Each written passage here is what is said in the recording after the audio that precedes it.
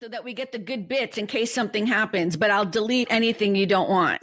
Wow, you look so good. How are you, Scott? I'm doing great, Carmen. It's good to see you.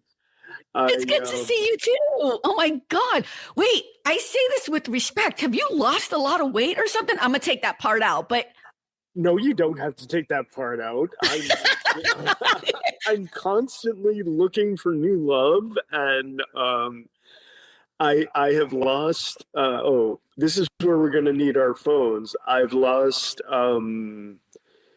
since my worst bit. Like it was after COVID, but I've lost 25 kilos. So that's times. I don't know. I'll put it down at the bottom. I'll put it down at the bottom when I edit, whatever it is. But you look amazing.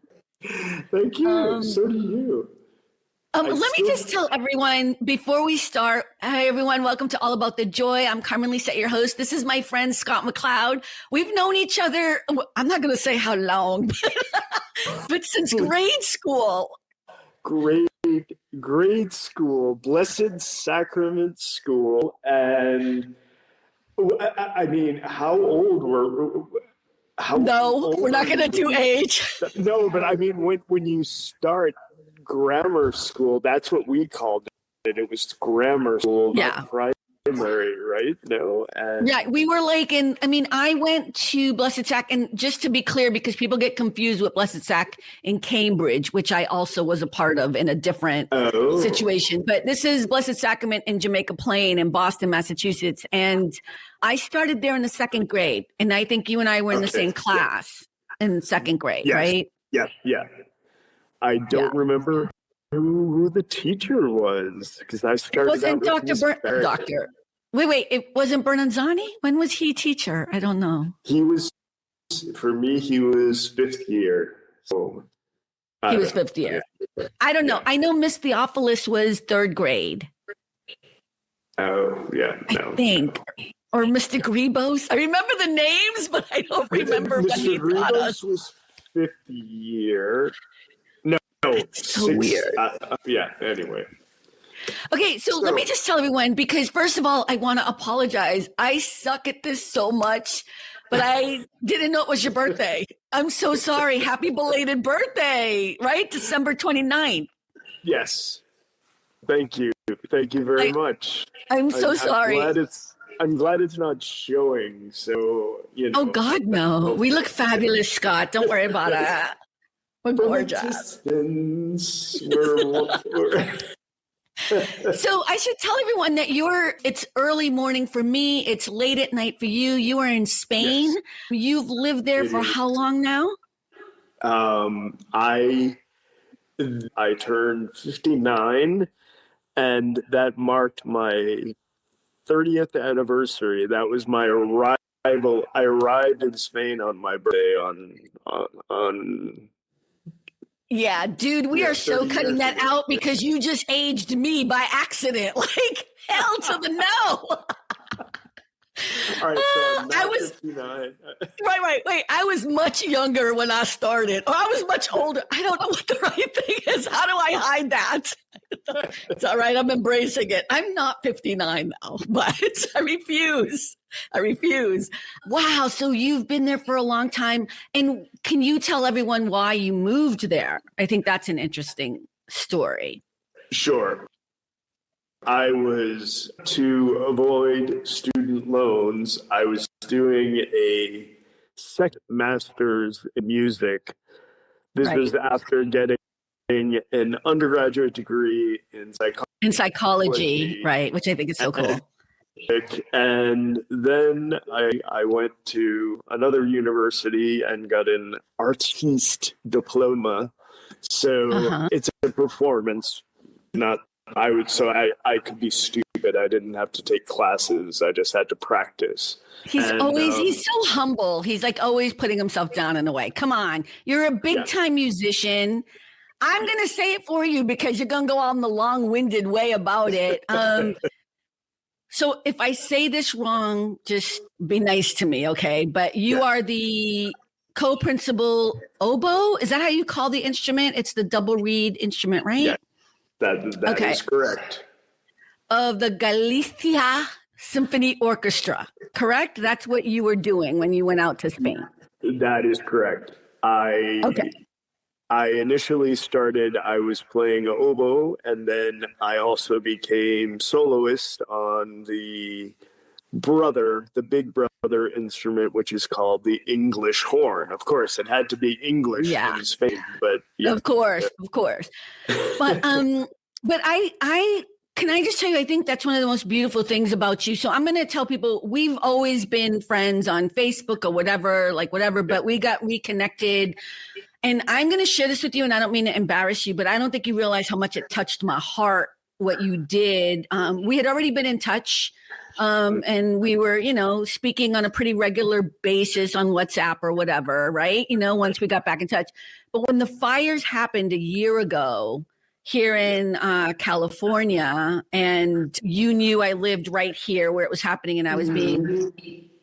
Let me explain something to people. This is what friendship means. It's not about every day. It's not about I need to talk to you every day. You need to do this, whatever. But Scott turned around and reached out to me and was like, just come to Spain. I'll have a ticket ready for you. Just come to, and to this day, like I can tear up about it. Like I was like, what? Like, and I just want to say thank you to you because I wasn't going to leave because of my town burning down. You know what I mean? I wanted to be here however I could be. But the idea that was your first thought and that you were so worried about me and that you just wanted me to come out and be safe.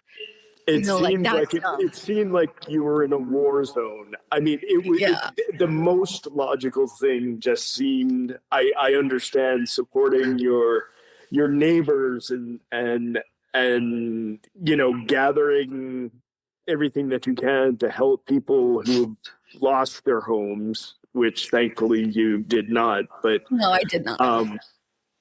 But yes, of course, the natural reaction is just get your butt out of there. Yeah. And I know. Here, I know. And I'm kind of making the point about, I know, but I'm saying it more for the audience. Like we always have these definitions of what friendship is. And some people I think get confused that it means you need to be in touch all the time. You need to do A, B, C, and D. And it's like, to me, the real definition of friendship is that when you're in crisis, someone acknowledges that and someone says, I got you. And what do you need? How can I be a friend to you? And I just, I've never really expressed that to you, but I just want to say thank you. That really, for me, was it. I mean, it just made me tear up, and I just want to say thank you. I just thought it was okay. Now back to you. No. I have some questions. No, please go ahead. Ask. Okay, I'm going to ask you. Look, this is just about getting to know you. So this 2026 for me is going to be a year of me also interviewing the people that are most important to me. It started in December. I interviewed Billy Gerberg, who is like a brother from another mother. Not like, he is brother from, and it was a great interview and it was so much fun. And so now you're starting off my year as well. And so I kind of want to do that. I've been interviewing so many random people and I love that. And I will continue to support people, new business owners, people who are doing things, whatever. But I also want to talk to my friends and talk about what they're doing. So, okay, here's the next question. Okay. So, and you don't have to answer anything you don't want to answer, but you better. No, I'm just kidding. Okay. When did you know that music was your path? Did you know in the fourth and fifth, like when we were that young? Like I knew as a dancer that I wanted to perform when I was born. But for you, when did it kind of happen? The musical instinct? I had no, in our primary school, the music education was null. I mean, there was absolutely nothing. I remember the nuns trying to teach us every good boy deserves fudge or something, whatever. Yeah, some stupid thing. Yeah. And so I was lucky enough to have been accepted into the Boston Latin School, which is the oldest continuously functioning public school in the United States. And the first week, Wow. They brought in musicians, they brought in Of course they did. group, and then they said, okay, you have to choose an instrument, but Okay. at some point you're 12, 13 years old and you're playing with seniors in a band. But didn't start the oboe until I was 16, and in Boston Latin I was playing clarinet. I was playing bass clarinet. I was sax in a jazz band. I know jazz, and I still couldn't. I mean, people had to write my solos, but I had no idea. So wow. I love that whole journey, though, because I'm always fascinated by the choices we make that meet us, connect us with the right people that then move us to the next space. And it's so interesting that you said Blessed Sacrament didn't have music. Of course, it didn't even have gym. We didn't have a gym class. We didn't have really anything at Blessed. I mean, there's no offense. It was a private Catholic school, but it really only focused on really religion, basic math, and basic English. I don't think I'm not trying to diss it. I'm just saying it really didn't cover a lot of the things, but it was in a poor neighborhood and a working class neighborhood and whatever. It was what it was, and it was better than some of the other places some of us could have ended up at. But I remember you, me, and Theodora, it was kind of like the three of us were really good friends for a while there, but I think it was me and Theodora and then you and Theodora. Yes. I remember you, but I don't remember the three of us always hanging out. No, I spoke about this because I remember, I think it was Mr. Bernazzani taking us to see The Wiz. Yes. And I'm sure the parents were so put off by the thought of us getting on. I don't know whether they hired low school or whether we just took the metro. I don't remember. In Boston. Yeah. Right. Well, wait. We've talked about this before because for some reason he used to drive me to school. He would pick me up at the corner of Rosemary Street and drive me to school. And like today, that would be considered just blasphemy. You know what I mean? Like he was doing it to make sure I went to class. He wasn't doing it for any other reason. He was so invested in the kids. But today that would be, and he didn't just do that for me. He did that for a lot of people. Right. Yeah. I had two sisters who went to the school before me, and both of them had a horrible reputation. So the nuns just assumed that I was going to be a bad apple. So I think they were right from the very I know, but Scott, you were the nicest, kindest guy in class. I don't remember you being ever an issue to anybody. I could name some of the pain in the asses in our class, but you were not even one of them. I wanted to ask you a question, and I don't know how you feel about this, but what is it like being an American living in Spain as you're watching the United States going through what it's going through? And I don't mean just politics, but just in general. Can you give us a flavor of what it's like to be in another country as an American? It's never been easy. We all hate Americans. I mean, that's a given. And that hasn't changed. It certainly hasn't gotten any better in our current situation. There has always been a strong, and this is far before Trump. His name. You can.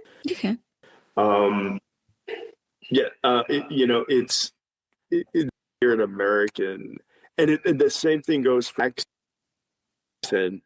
I still have a strong accent, as does Penelope Cruz and Javier Bardem. Right. And they're loved for it. And they pardieu. It's like, it's a French accent. It's French, right? or an Italian. Right. Let's clear it up a little bit, because I don't people understand the accent you're talking about is when you speak Spanish, because you speak fluent Spanish. So you're talking about you still have an American accent when you speak Spanish. Right. That's what you mean. Yeah. And people have accused me of being a militant American because I refuse to change my accent. And it's like, no. And it hasn't changed. People have always hated Americans. Probably they didn't hate the leader so much, but there's a thing about being American that's problematic. Because we've had this elite idea that we are the center of the universe, and we're not.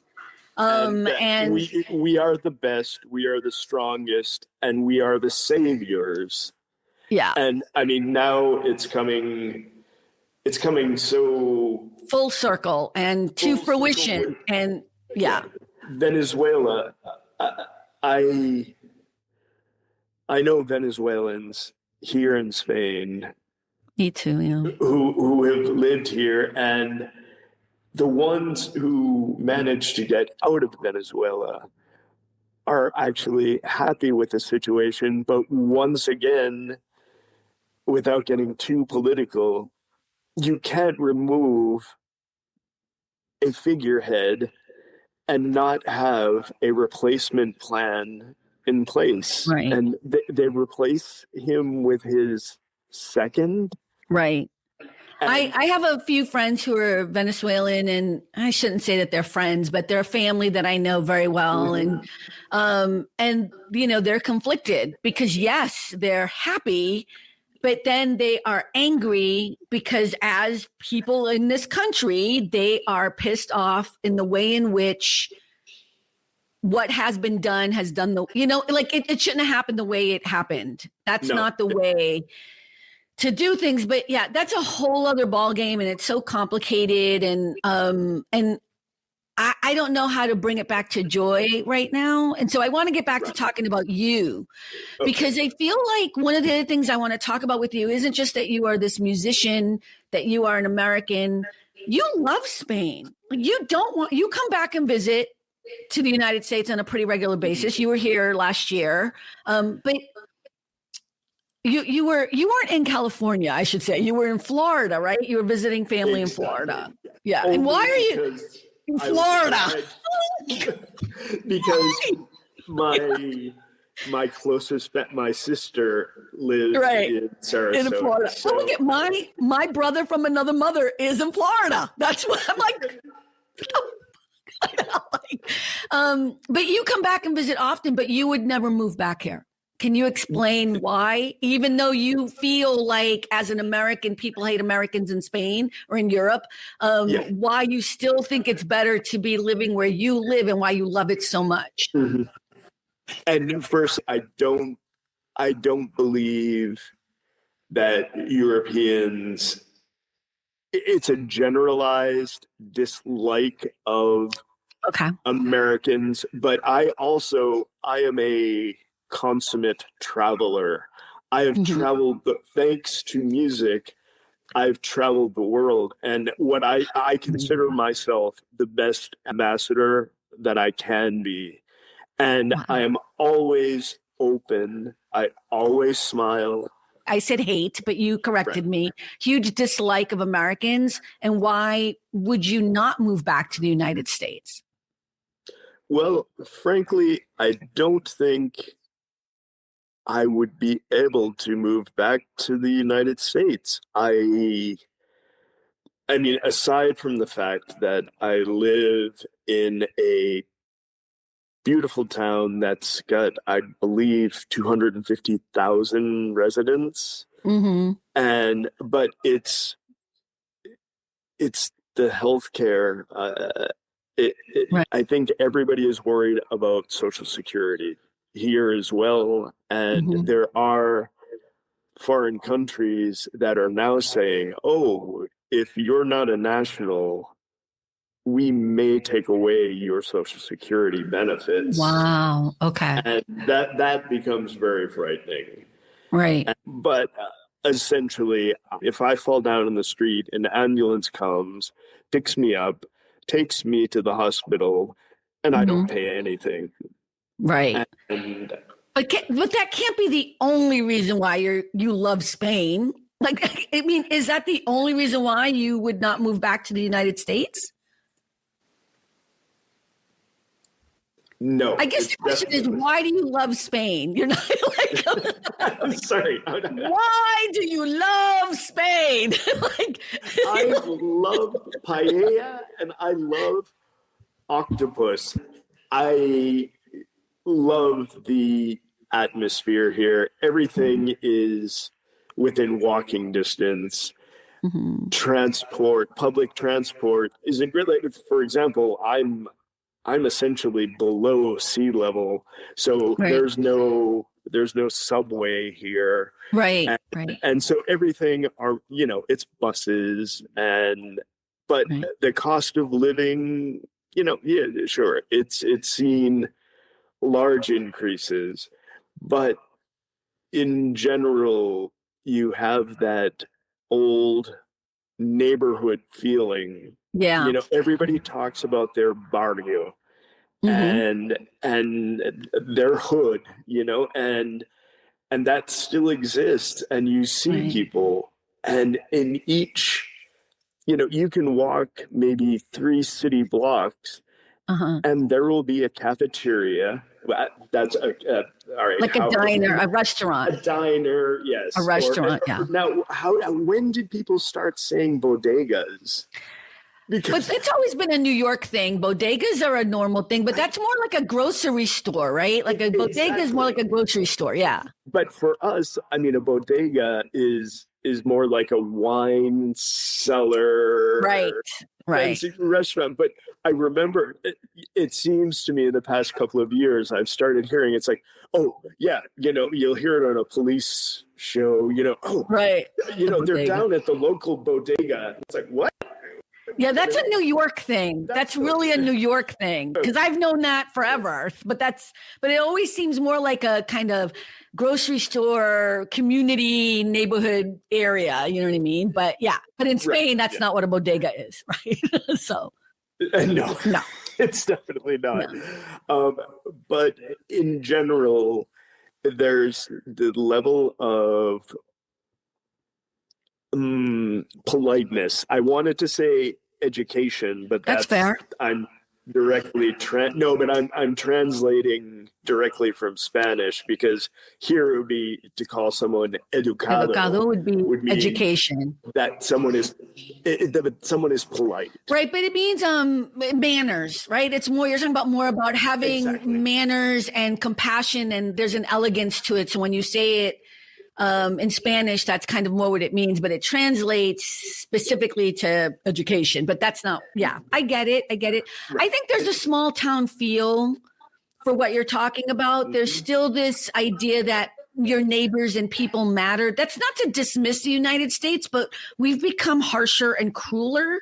There's a sense that we're harsher and crueler to each other, and that even disasters, I mean, like the fire, where what I was talking about earlier, we were all hands on deck, but then there were people in government, people in other states who were the cruelty, the nastiness, it's our own fault kind of thing has become something. Using it for political. Yes. And that's kind of stopped. And a lot of my friends who live in other countries say kind of the same thing you're saying, which is there's always been this idea that Americans feel that they're very elitist. They think they're better than everybody else, blah, blah, blah, all the stuff. But more importantly, that there's a lack of manners. There's a lack of, like, they can always tell when American is in their country because we're loud. We're self-absorbed. We don't have the right manners. I've heard this so many times. and here, I mean, walking down the street. Well, first of all, you'll see people come out of their buildings, older people, obviously, and they genuflect, make the sign of the cross. They're asking for a blessing before they step out on the street. But walking down the street, everyone says, good day, Yeah. good morning, Spanish, buenos right. días, yeah. And people on, I take one bus and I know everybody Right. who takes that That's bus. very old school here. Yeah. Exactly. And you'll see somebody and go, oh my God, did you fall? Did you, Right. what happened? It's like, why do you have crutches? And look, before I get a million emails, not a million, but before I get the few people that are always emailing me something bad about whatever show they continue to watch, we're not saying every single place, nook and cranny in the United States, because the United States is huge. You're in the northwest corner of Spain, right? Northwest? Exactly. And so for me, it takes a good hour and a half to get to Barcelona. And that's just airtime, not airport. Oh, look, I think all Americans should travel overseas. I do. But one of the things I hate about people in other countries is they act as if that's a big deal, that they get on a flight and go to another country that is right next to them. You know what I mean? That's what we do here too. Right. And I really do think there's a different culture between me in California and me visiting Texas. Or Florida. Or Canada, if you could be so lucky as to. I love Canada. I love Canada. Buy some medication there, whatever you need. You know what? I think if I were to move to live anywhere, seriously, it would probably be Canada, because it's the most not like the United States, and yet the most kind of sort of a little bit like the United States. You know what I mean? Like, I think, but yeah, I'm not coming Canada. Don't worry. I know you don't want any of us there either. They're like, nobody wants us in their countries now. That's the sad part. Yeah. Right. All right, let's go back. Go ahead. Oh, can I interject one thing that I loved when Europeans got so mad at the United States when we started to make immigration more difficult, that we were closing borders, that we were making it more difficult to get green cards. Meanwhile, when the European community was created, it was to allow free travel amongst all of the nations that were included in that European community. Right. Now, there's the economic community and there's the social community, which are distinct.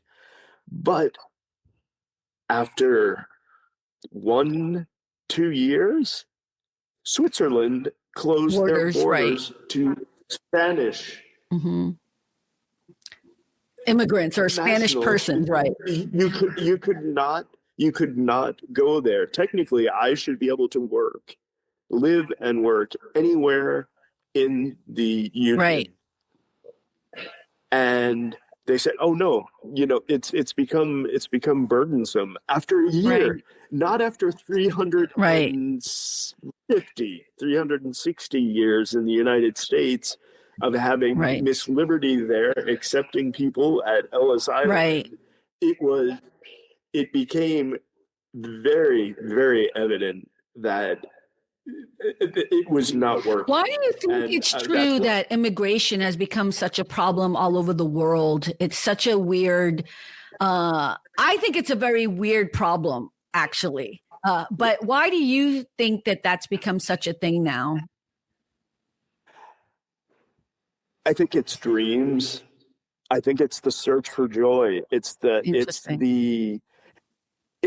People are hoping that there's something better.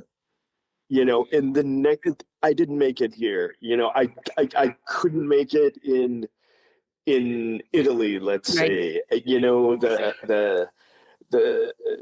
The people were too close. They didn't want to I couldn't make friends. I couldn't get a job, and the bureaucracy was too difficult.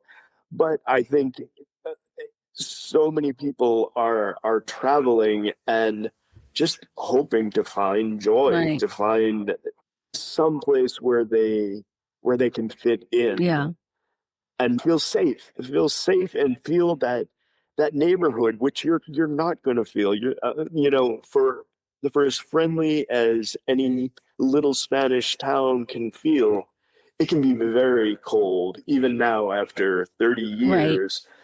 Do you know what it's like to walk down the street and, I mean, have people come up to me, hug me, Yeah. because I was this known figure. People would go to see the orchestra, Right. and they would recognize me, and they knew my name, Right. even though it's a totally impossible name to pronounce. Right. But I remember I was going to be a soloist in front of the orchestra. And of course, I was taking a bus, and I was wearing street clothes. But a woman came out of her house and said, "Oh my God, Scott! I'm so looking forward to your performance tonight. My mother and father are about to come downstairs." And I said, "Oh my God! Thank you so much for your support." And she's like, "Yeah, thank you for being here. Right. You've been here your entire life. Half of my life I've spent it in one city in Spain." But this is the argument for immigration, right? This is the exactly. Yeah. But it's the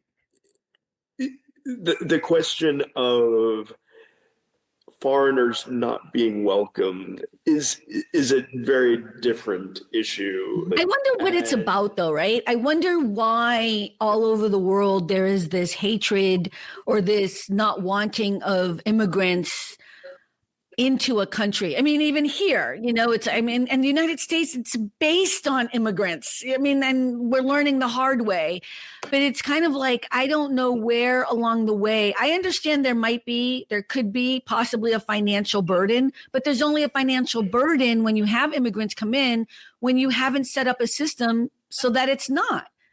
Like here in the United States, especially here in California, you see it brilliantly. Most of our farm workers who feed most of our country are people who are not here under a correct status. But why is that? It's because the corporations who own these farms and own all of these industries are not hiring people who are of correct status. Like, it's a weird game that is played. So we punish the people who are doing the work, but not the corporations who funnel people in and pay them low wages, give them no status, do not help them at all. We exploit them. So it's a weird thing to say it's economics. We don't want all these people coming into our country and taking. Yes, you do. Because if you did it, you would set it up right. Right. Or there wouldn't be jobs to be had. There would be American citizens doing those jobs if they were under good conditions. And if they were being paid a decent, hey, I'd be happy. Not that I think I could do it because I know that's hard work. But if you want to pay me $75 an hour to work on a farm, I'll do it. Sure. But they're not going to pay that per hour. You know what I mean? Although it probably should be that kind of money. You know what I mean? And you're not going to be living in a shack with 15 other people. Right, yeah. Right. Okay. We were off by two. Yeah, but I mean, but I think that's probably the problem, kind of in a very simplistic way all over the world, is that I don't know why everyone has this weird thing about it's just only our kind, only us can live here, only if you're really from here, born here, and whatever it is, and nobody else can come in. I think that's making for a really horrible, horrible world. Right. I want the diversity. I want the difference. Like, I love that you're in Spain. I love it. I think it's kind of cool, especially knowing how we grew up, and how it started. That's what's amazing to me is that, I had this drive to explore. And I think, my father was in the military. I mean, he was voluntary. My eldest sister was also voluntary. She enlisted in military service, and to broaden your horizons, to see something different. But I miss I miss Doyle's in Boston, and it's closed. It is. I was just going to tell you. I'm so glad you knew. I was just going to say, like, do you know it's closed? Yes. I'm so glad you said that you knew that. Yeah, I want to ask you a question. What do you think has changed you the most in your journey living in Spain? Because I know the move itself changed you.